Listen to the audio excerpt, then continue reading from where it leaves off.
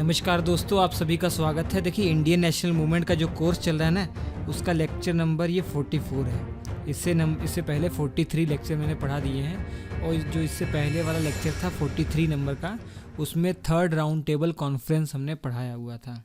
और आज के इस वीडियो में ब्रिटिश पार्लियामेंट में एक कानून पास हुआ है जिसे भारत सरकार अधिनियम 1935 कहते हैं, वो मैं आपको पढ़ाने वाला हूँ। ये अधिनियम इतना बड़ा था बच्चों, आप इस बात का अंदाज़ा ऐसे लगा सकते हैं कि देखिए, इसमें 321 आर्टिकल थे जो भारत क्षेत्र में लागू थे और 10 अनुसूचियाँ थी।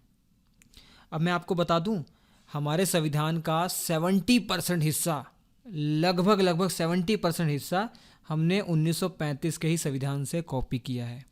हमारे जो संविधान सभा के लोग थे, जिनको जिम्मा दिया गया था कि आपको संविधान बनाना है ना, तो 1935 के संविधान से ही उन्होंने बहुत सारी चीज़ें कॉपी की हैं। तो 321 में से 250 आर्टिकल, तो आप समझ के चलिए लगभग 250 आर्टिकल इन्फ्लुएंस हैं हमारे ही संविधान के अंदर, इसी से संबंधित हैं। ठीक है, और मैं आपको बता दूं, ये आखिरी आर्टिकल था, ये आखिरी अधिनियम था अंग्रेजों के द्वारा। इसके बाद कोई अधिनियम, संवैधानिक अधिनियम नहीं ला पाए।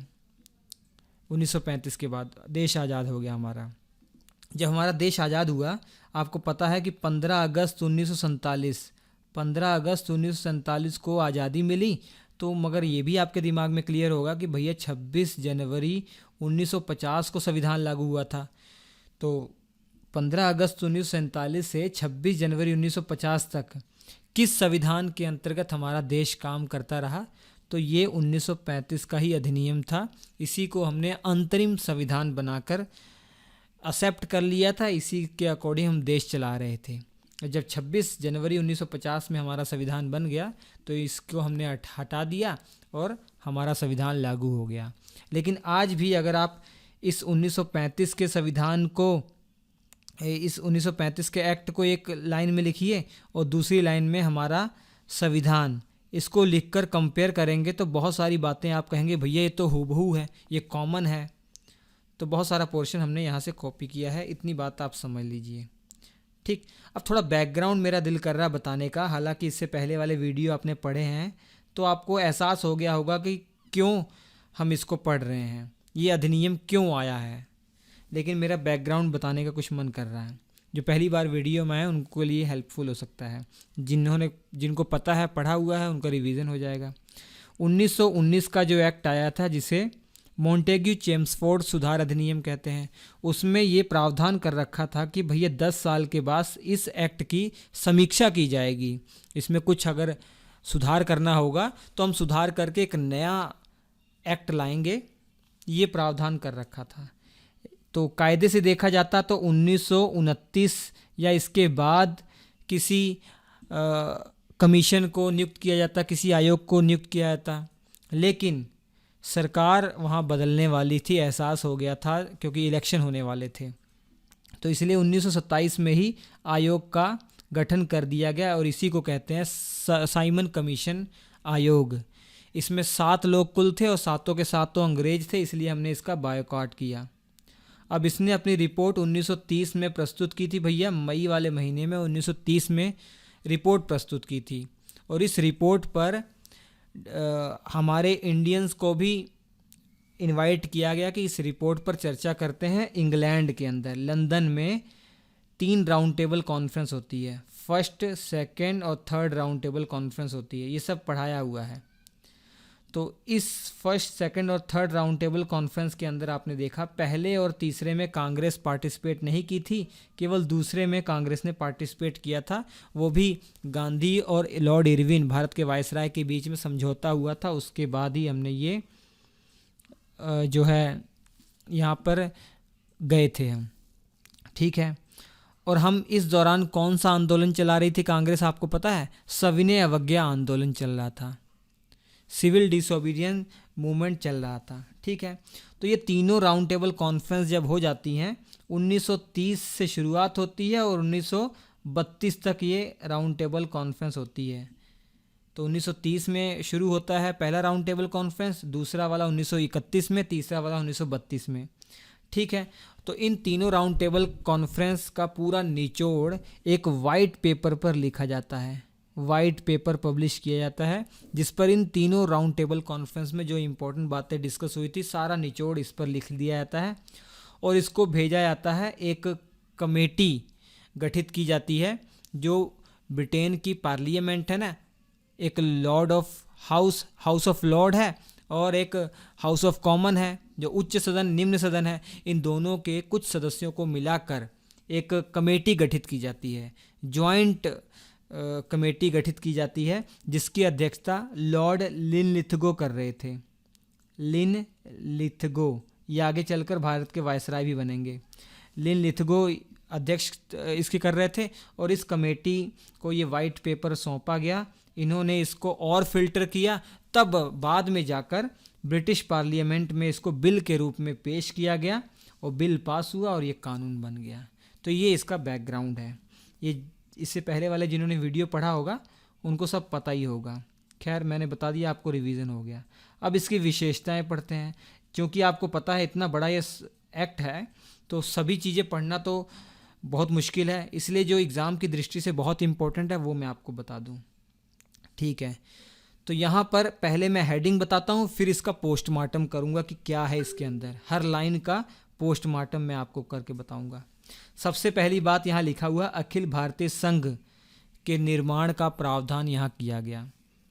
ये क्या था ये भी मैं आपको बताऊँगा। अखिल भारतीय संघ के निर्माण की बात की गई। ठीक है, तो मैं बता ही देता हूँ इसको। अखिल भारतीय संघ मतलब यहाँ अखिल भारतीय संघ स्थापित करने का प्रावधान किया गया, मतलब भारत के अंदर संघ शासन व्यवस्था लागू करने का यहाँ प्रावधान किया गया।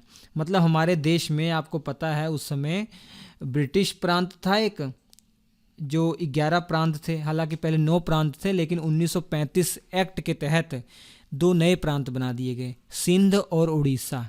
सिंध को अलग कर दिया गया बम्बई प्रेसिडेंसी से और उड़ीसा को बिहार से अलग कर दिया गया। तो 2 नए प्रांत बन गए, तो टोटल 11 प्रांत हो गए। तो प्रांत अलग थे और चीफ कमिश्नरी क्षेत्र लगभग 6 थे। जैसे आज केंद्र शासित प्रदेश है, डायरेक्ट आपको पता है कि राष्ट्रपति का वहाँ अधिकार होता है। ठीक है, और देसी रियासतें थी भैया, 600 से ज़्यादा देसी रियासतें थी। तो ये लक्ष्य रखा गया और हमारे यहाँ से डिमांड भी उठ रही थी, हमारे इंडियन के द्वारा डिमांड भी उठ रही थी कि भैया एक अखंड भारत बनाया जाए, एक संघ बनाया जाए। तो यहाँ पर प्रावधान किया गया कि भैया ब्रिटिश भारत में जो प्रांत हैं, चीफ कमिश्नरी क्षेत्र हैं और देसी रियासतें हैं, इनको एक मिलाकर एक मुट्ठी में बांधकर एक संघ बनाया जाएगा। तो कहने के लिए देसी रियासतें तो अलग ही थी, भले ही इनडायरेक्टली इस पर रूल अंग्रेज कर रहे थे, लेकिन अलग ही थी ना, इनको कुछ ना कुछ स्वतंत्रता दी गई थी। जैसे आज हमारा संघ है, हमारा इंडिया क्या है, संघ है जो राज्यों और केंद्र शासित प्रदेशों से मिलकर बना हुआ है।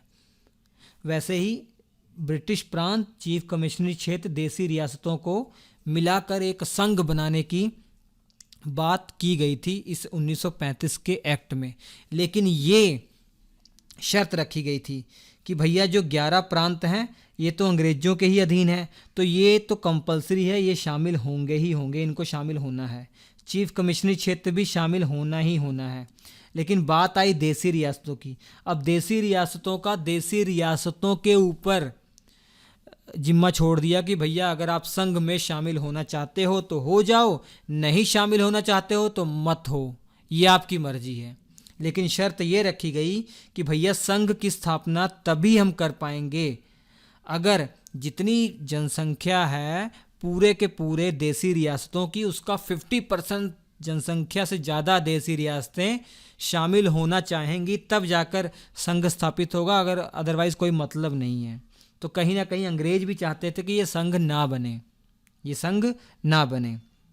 मतलब मान लीजिए कि 600 से ज़्यादा जो देसी रियासतें हैं, इनकी अगर जनसंख्या मान लीजिए 20 करोड़ है, मान लीजिए फॉर एग्जांपल 20 करोड़ है, अगर इतनी देसी रियासतें शामिल हो जाएं जिनकी कुल जनसंख्या देखा जाए 10 करोड़ से अधिक हो, 10 करोड़ से अधिक हो, तब जाकर ये संघ स्थापित किया जा सकता है, तब जाकर अंग्रेज़ तैयार होंगे संघ बनाने के लिए।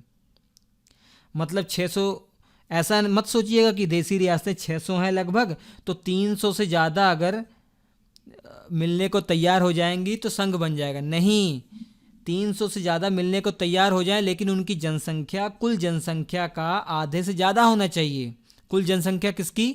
कुल जनसंख्या इन देसी रियासतों की ही। आपको पता है कि इसमें इन 600 से ज़्यादा देसी रियासतों में 4-5 देसी रियासतें ऐसी थी, अगर उनकी जनसंख्या मिलाकर देखेंगे ना तो आधे से ज़्यादा जनसंख्या हो जाती है। ठीक है, तो भले ही ये 4 देसी रियासतें शामिल हो जाएं, जो बड़ी बड़ी, जैसे हैदराबाद था और कश्मीर था, ये 4 देसी रियासतें अगर शामिल हो जाएं फॉर एग्जांपल के तौर पर, तो संघ बन जाएगा, क्योंकि इनकी जनसंख्या कुल देसी रियासतों की जितनी जनसंख्या उसके आधा से ज़्यादा है।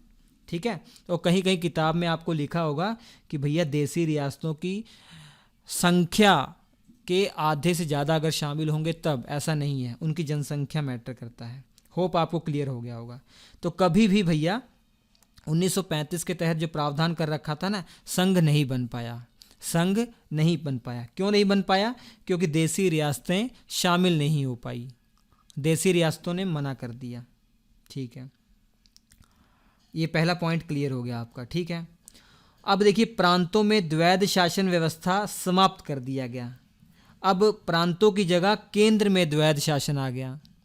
मतलब जो डुअल गवर्नमेंट थी पहले प्रांतों में थी, अब कहाँ पर ला दी गई? प्रांतों से हटाकर अब केंद्र में द्वैध शासन व्यवस्था ला दी गई। अब ये क्या है, इसको भी डिटेल में समझते हैं।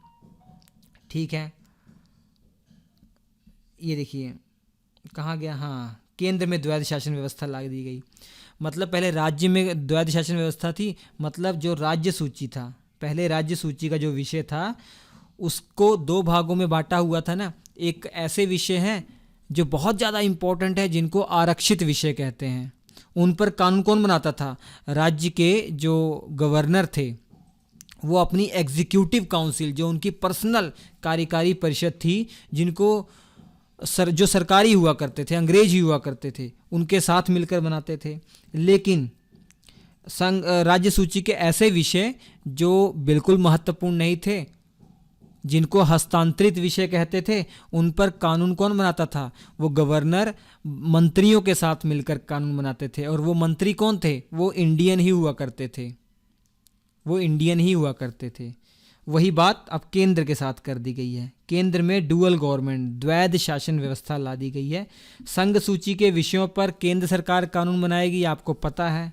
ठीक है, और समवर्ती सूची भी आ चुकी है। अब पहले समवर्ती सूची नहीं था। 1919 के एक्ट में केवल 2 सूचियां थी, संघ सूची, राज्य सूची। अभी 1935 में समवर्ती सूची भी आ गई है, मतलब जिस पर केंद्र भी कानून बना सकती है, राज्य भी कानून बना सकती है। जैसे आज भी हमारे संविधान के 7वीं अनुसूची पढ़ के देखिए, उसमें केंद्र और राज्य के बीच में शक्तियों का बंटवारा कर दिया गया है।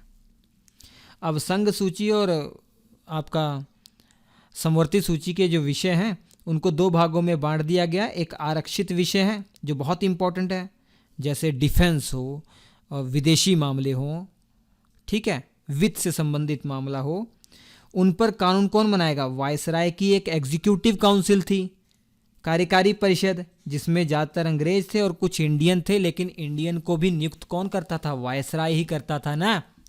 और वो वायसराय उन्हीं इंडियन को नियुक्त करता था जो उसके बहुत ही करीब हुआ करते थे, उसी के आज्ञाकारी हुआ करते थे, उसी के वफादार हुआ करते थे।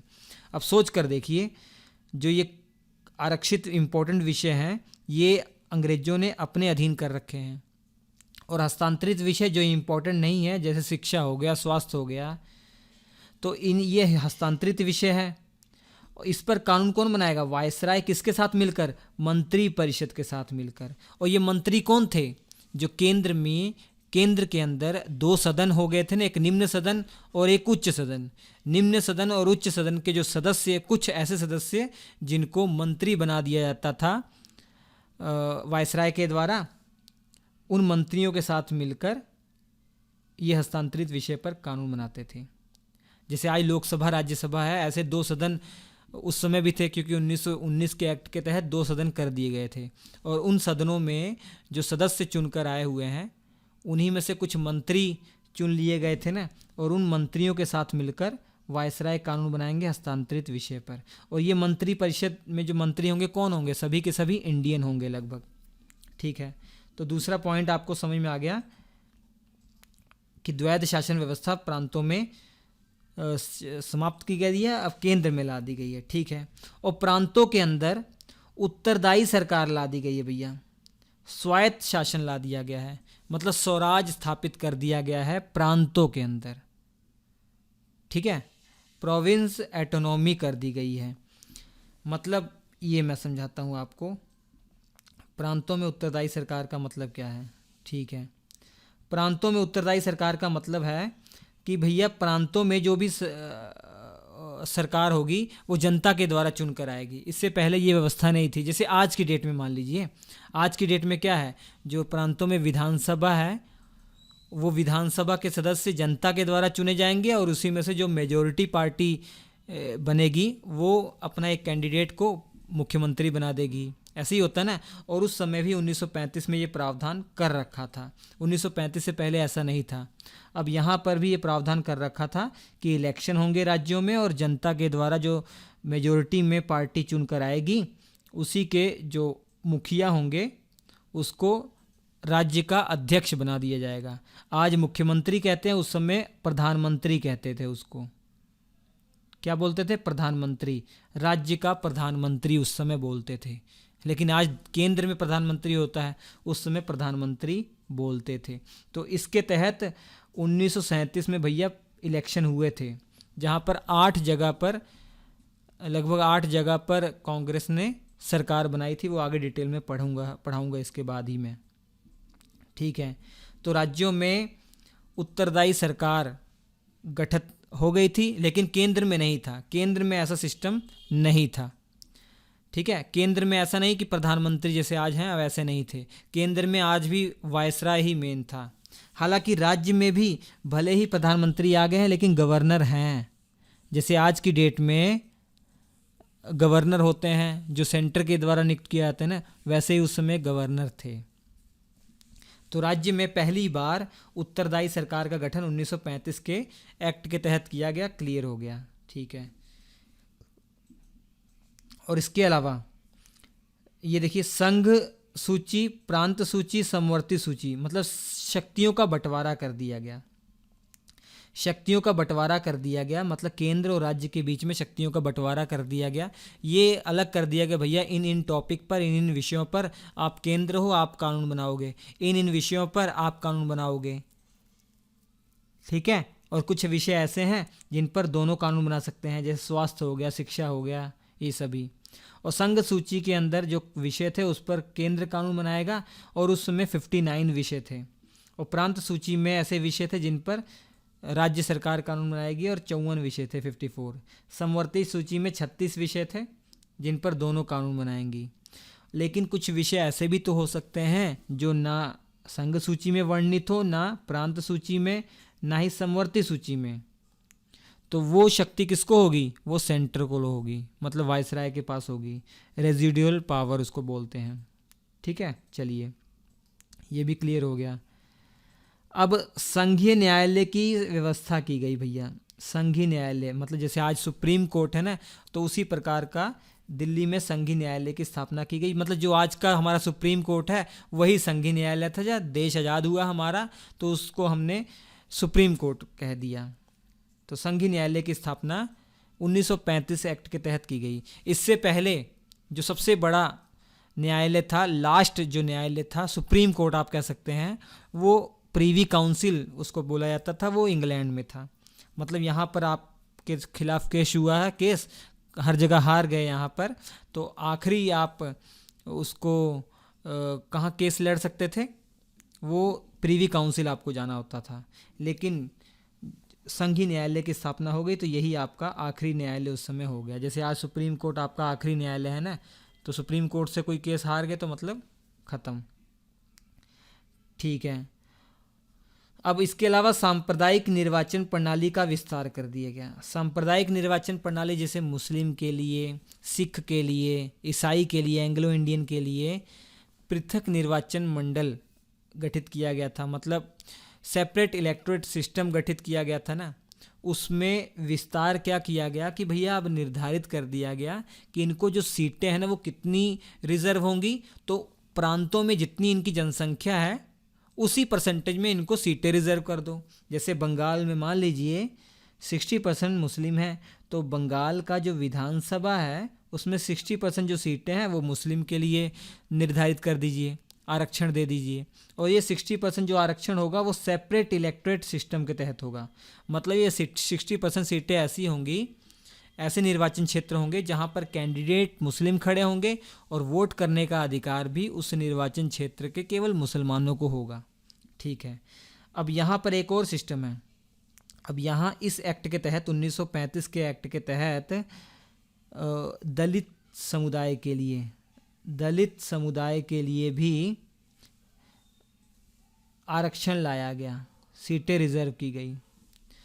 लेकिन ये सेपरेट इलेक्टोरेट सिस्टम के तहत नहीं, ये जॉइंट इलेक्टोरेट सिस्टम के तहत इनको आरक्षण दिया गया। मतलब ऐसे निर्वाचन क्षेत्र जहाँ पर इनकी सीटें रिजर्व रखी गई हैं तो कैंडिडेट तो दलित खड़ा होगा, लेकिन वोट करने का अधिकार उस निर्वाचन क्षेत्र के सभी लोगों को होगा। ठीक, चलिए, बर्मा का शासन भारत से अलग कर दिया गया इसी 1935 एक्ट के तहत। बर्मा को अलग कर दिया गया, म्यांमार को। और आरबीआई का गठन, संघीय बैंक, केंद्रीय बैंक, संघीय बैंक की स्थापना, जो आरबीआई है, रिजर्व बैंक ऑफ इंडिया, इसकी स्थापना 1935 के एक्ट के तहत ही करने का प्रावधान किया गया था। तो ये सब महत्वपूर्ण चीज़ें हैं।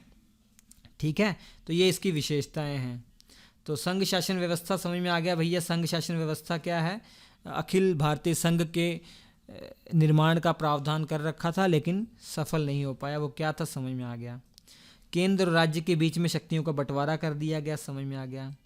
अब ये देखिए, प्रांतों के अंदर कुल 11 प्रांत थे, 6 प्रांत ऐसे कर दिए गए जहाँ पर 2 सदन बना दिए गए।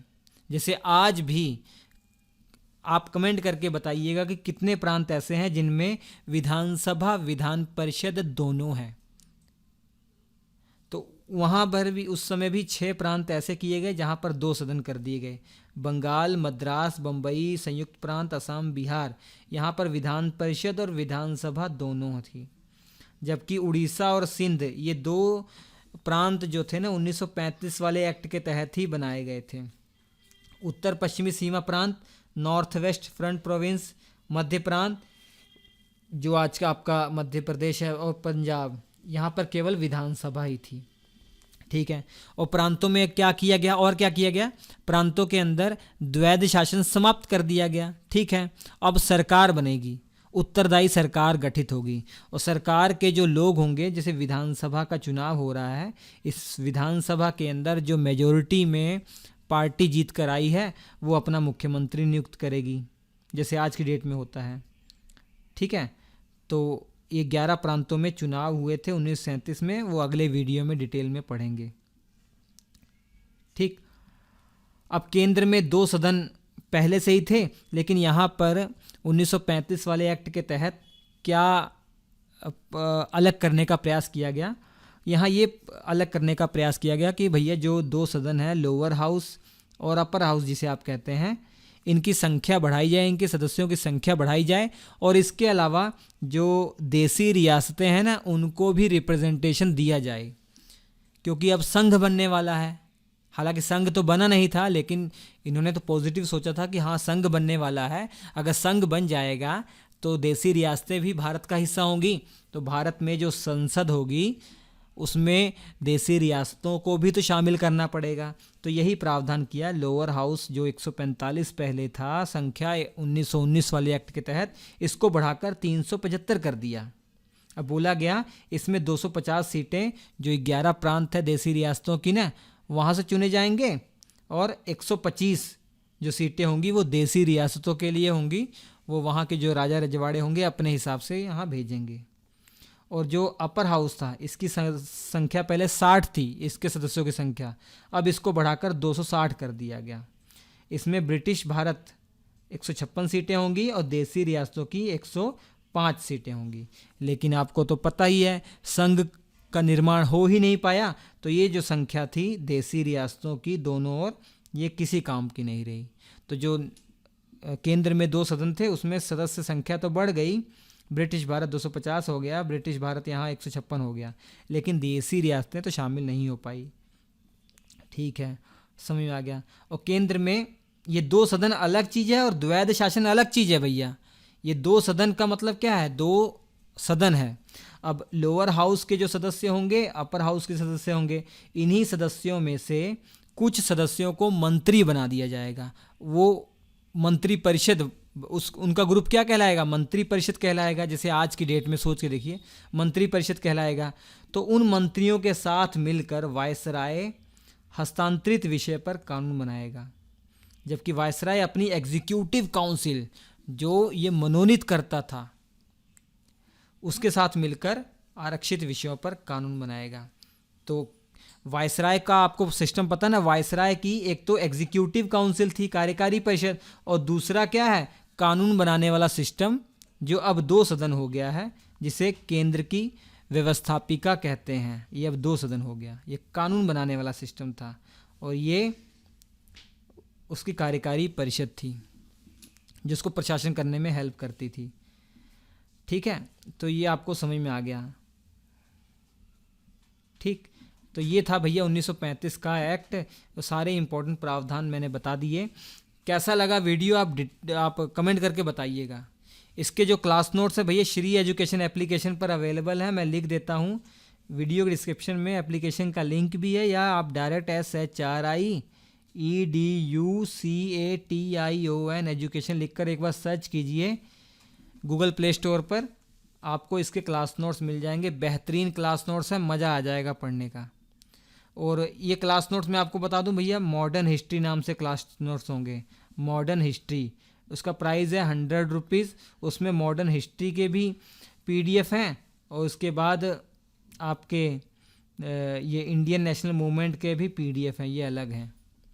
तो हम आपसे मिलें अगले एपिसोड में। नमस्कार।